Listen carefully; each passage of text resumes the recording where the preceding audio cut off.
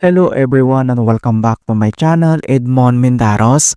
And for today's quick tutorial, and I'm going to show you guys on how to resolve the Microsoft Office with the error code 30180-4 with message reads, "Something went wrong. We're sorry we couldn't install Office.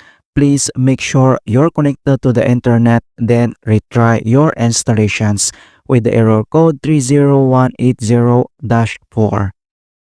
So Microsoft Office error 30180-4 is prevalent issue that occurs when users attempt to install or update Microsoft Office on their Windows PC.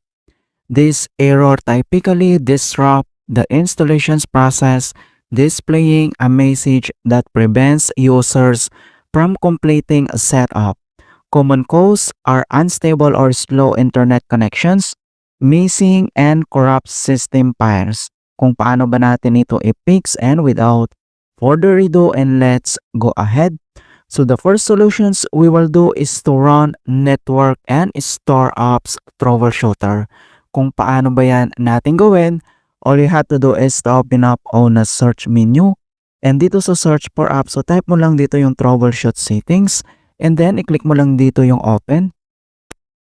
And dito sa troubleshoots, and under dito sa options, ay kailangan mo lang i-select dito yung other troubleshooters. So, i-click mo lang yan. And then dito sa other troubleshooters, under dito sa most frequent, ay select mo lang dito yung network and internet. At dito sa right side, ay kailangan mo lang i-tap tong run. Okay, so madadirect tayo dito sa help and support. So nandito lahat yung complete information details, step-by-step methods and procedures na kailangan natin i-follow para ma-fix yung problems. So after dito, and other solution na pwede natin gawin is to disable antivirus software. Kung paano ba natin gawin, all you have to do is to open up again on a search menu. And dito sa search for apps, so type mo lang dito yung Windows Security. And then, i-click mo lang dito yung open. And dito lang sa left side menu, and kailangan mo lang i-select dito yung virus and threat protection. So, i-click mo lang yan. And next step ay scroll down at dito lang sa virus and threat protection settings. And then, itap mo lang tong manage settings. And then, dito lang sa real-time protections ay kailangan mo lang itong i-turn off. Okay? So, turn off mo yan. If you receive user account control, and i-click mo lang dito yung yes. And then, after natin ma-turn off dito, and other solution na pwede natin gawin is to run ipconfig and flash DNS.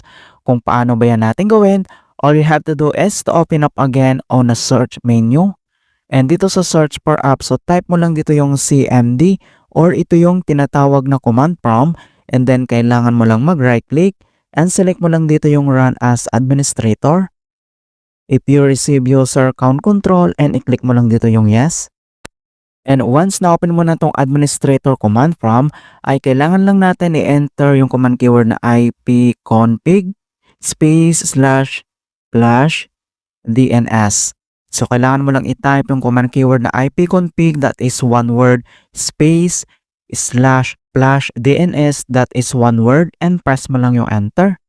And then, successfully flash the DNS resolver cache. And the next command keyword na kailangan natin i-enter ay type mo lang dito yung command keyword na NATSH space wensack space reset. Okay, so i-type mo lang yung command keyword na NATSH space wensack WINSOCK space reset, and press mo lang yung enter. And then successfully reset the wensack catalog. You must restart the computer in order to complete the reset. And next step, so close lang natin tong CMD at dito lang sa start menu, and kailangan mo lang mag-restart. Okay, click mo lang ito. Alright, so ganun lang po kasimple on how to resolve the Microsoft Office with the error code 30180-4. And please don't forget to like this video and subscribe to my channel for more quality content. Thank you guys, and see you in my next tutorial.